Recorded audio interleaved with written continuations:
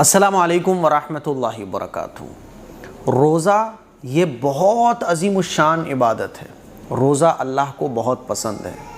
اللہ تعالیٰ نے ہر عبادت کا ثواب فائنل کر دیا ہے کہ یہ عبادت کرو گے تو اتنا ثواب، یہ عبادت کرو گے تو اتنا ثواب۔ لیکن جہاں روزے کی بات ہے تو وہاں اللہ تعالیٰ نے روزے کا ثواب کلیئر نہیں کیا۔ فرمایا، حدیث آپ لوگوں نے سنی ہوگی کہ روزہ میرے لیے ہے اور روزے کا بدلہ آخرت میں بندے کو خود دوں گا۔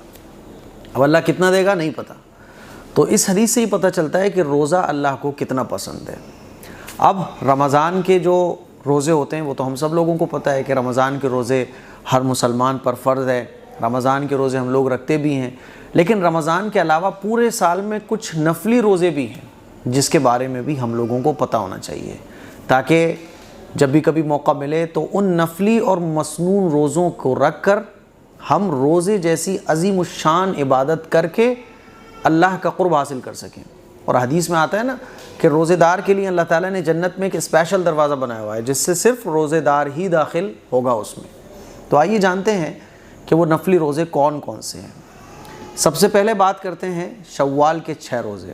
رمضان کے روزے رکھنے کے بعد پھر شوال کا مہینہ شروع ہو جاتا ہے، تو شوال کے 6 روزے یہ بھی حدیث سے ثابت ہیں۔ رسول اللہ صلی اللہ علیہ وسلم نے ارشاد فرمایا، جس نے رمضان کے مہینے کے روزے رکھے اور اس کے بعد شوال میں 6 روزے رکھے تو اس کا یہ عمل ہمیشہ روزے رکھنے کے برابر ہوگا۔ تو اتنا بڑا ثواب ہے شوال کے 6 روزے رکھنے کا۔ اس کے بعد ہے ہر مہینے کے 3 روزے۔ حضرت ابو ذر غفاری رضی اللہ تعالیٰ عنہ سے روایت ہے کہ رسول اللہ صلی اللہ علیہ وسلم نے مجھ سے فرمایا کہ ابو ذر، مہینے کے 3 روزے رکھو، اور وہ کب رکھو؟ 13ویں، 14ویں اور 15ویں تاریخ کو۔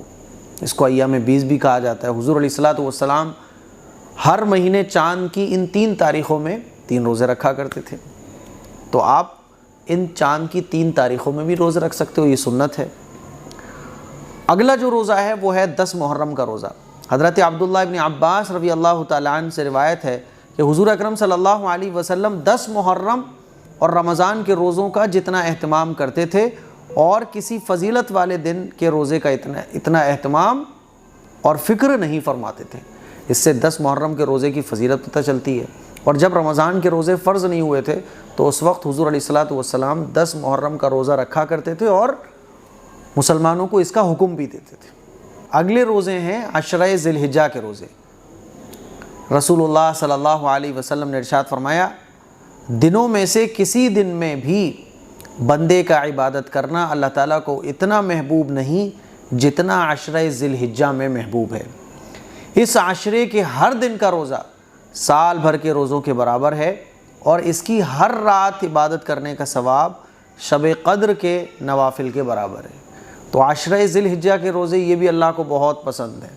10 ذی الحجہ یعنی بقرعید کا مہینہ جب شروع ہوتا ہے نا، تو عید الاضحیٰ جس مہینے میں ہوتی ہے تو جیسے ہی چاند نظر آتا ہے تو 10 ذی الحجہ کو عید الاضحیٰ ہوتی ہے، تو یہ جو پیچھے کے 9 دن ہوتے ہیں ان کو 10 ذی الحجہ کہا جاتا ہے، ٹھیک ہے۔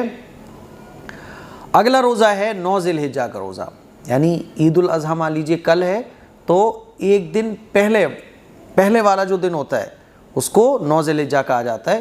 اور رسول اللہ صلی اللہ علیہ وسلم نے ارشاد فرمایا، میں اللہ تعالیٰ سے امید رکھتا ہوں کہ عرفے کے دن کا روزہ اس کے بعد والے سال اور پہلے والے سال کے گناہوں کا کفارہ ہو جائے گا۔ اسی کو عرفے کا دن بھی کہا جاتا ہے، تو عرفے کے دن روزے رکھنے کی بہت زیادہ فضیلت ہے، ٹھیک ہے۔ اگلا روزہ ہے 15ویں شعبان کا روزہ۔ 15 شعبان کا روزہ۔